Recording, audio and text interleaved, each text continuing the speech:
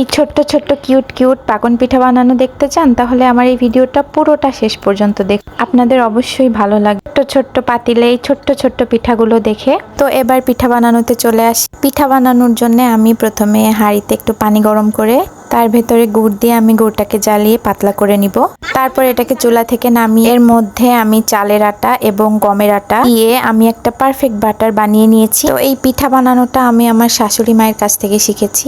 যদিও আমি বড় কিচেনে এত পারফেক্ট ভাবে পিঠা বানাইতে পারি না, কিন্তু এই যে বললাম না, আমার এই মিনি কিচেনের প্রত্যেকটা রান্নাই খুব পারফেক্ট। আপনারা দেখতে থাকুন পিঠাগুলো কত সুন্দর হয়েছিল। ব্যাটারটা রেডি করার পর আমি কড়াই দিয়ে তেল গরম করে নিয়েছি।